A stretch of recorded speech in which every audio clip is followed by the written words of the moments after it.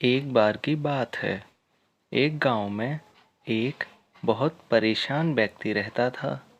वह हर बात से परेशान था। अपने परिवार में परेशान था, वह अपने काम से परेशान था।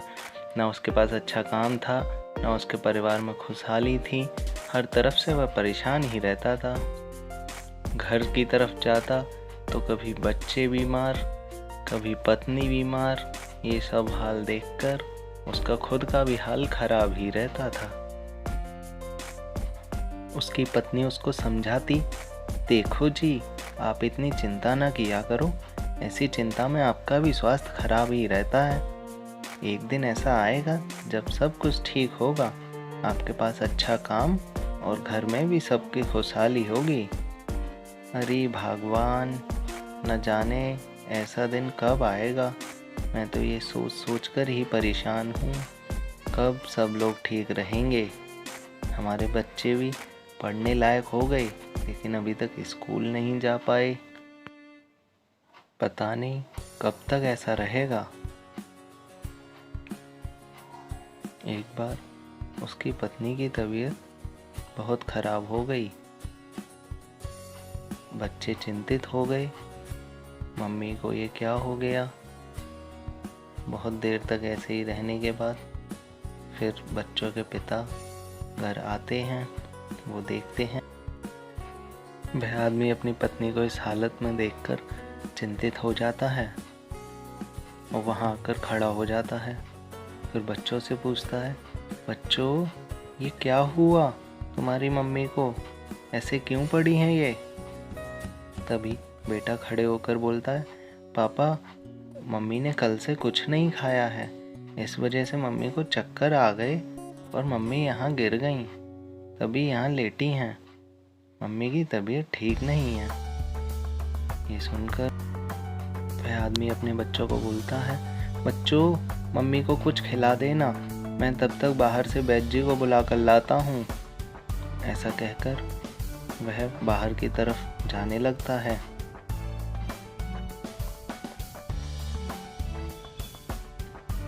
वह आदमी बहुत चिंतित होकर वैद्य जी के घर जा ही रहा होता है कि तभी उसे रास्ते में एक पुराना दोस्त आवाज़ देता है, अरे राम सिंह, कहाँ जा रहे हो। और राम सिंह के पास आ जाता है। वह राम सिंह से कहता है, अरे भाई, बहुत चिंतित लग रहे हो, तुम तो बहुत परेशान लगते हो, क्या हुआ बताओ। अरे दोस्त, क्या बताऊं तुमको, मेरे साथ कुछ भी अच्छा नहीं हो रहा है। कभी मेरी पत्नी बीमार, कभी मेरे बच्चे बीमार, कभी मेरा काम छूट जाता है। सब कुछ बेकार चल रहा है। पता नहीं क्या ही होगा मेरे साथ। इतने मुश्किल दिनों में कैसे अपने परिवार का पालन करूं, मेरी समझ नहीं आ रहा। अरे भाई, इसमें चिंता की कोई बात नहीं है। अभी महाशिवरात्रि आने वाली है, तुम पत्नी के साथ मंदिर जाना और एक लोटा जल बेलपत्र के साथ शिवलिंग पर चढ़ाना और शिव जी की आराधना करना, उनसे अपनी सारी परेशानियां बताना और पूजा करना, सब ठीक हो जाऊं। ठीक है भाई, ये तो तुमने बड़ा ही उत्तम तरीका बताया है। मैं कल महाशिवरात्रि के दिन मंदिर जरूर जाऊंगा, अपनी पत्नी को भी ले जाऊंगा। ऐसा कहकर दोनों लोग अपने अपने घर की तरफ जाने। वह व्यक्ति अपने घर आकर पत्नी को देखता है, तब तक पत्नी भी खाना खाकर कुछ ठीक हो जाती है और बैठी होती है। तभी वह व्यक्ति उसे कहता है कि कल हम मंदिर चलेंगे और शिव जी पर बेलपत्र के साथ एक लोटा जल चढ़ाएंगे, अपनी अपनी मनोकामना मांगेंगे और शिव जी की आराधना करेंगे, अच्छे से पूजा करेंगे। ये सुनकर वह पत्नी तुरंत खड़ी हो जाती है और कहती है, अजी, ये तो तुमने बहुत अच्छा सोचा है, हमें ऐसा ही करना चाहिए। इससे शिव जी की कृपा हम पर बनी रहेगी और हमारी परेशानियां भी ख़त्म होंगी। फिर अगले दिन की सुबह होती है और दोनों पति पत्नी मंदिर की तरफ निकल जाते हैं।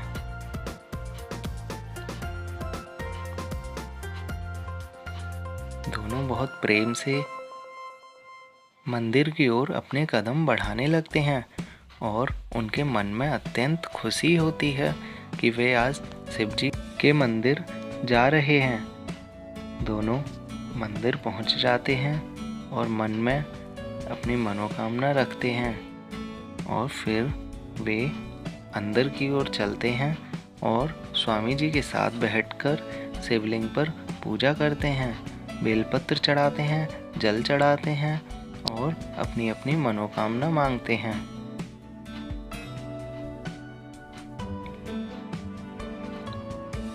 पूजा संपन्न करने के बाद दोनों वहां से चलने लगते हैं और दोनों के मन में बहुत अच्छी से खुशी होती है। ये फिर वो अपने घर आ जाते हैं और घर आने में उनका मन अब पहले जैसा अशांत नहीं रहता और पहले से काफ़ी अच्छा लगता है। बच्चे भी खुश होते हैं, वो भी बहुत खुश होते हैं और खुशी खुशी अपने परिवार में रहने लगते हैं।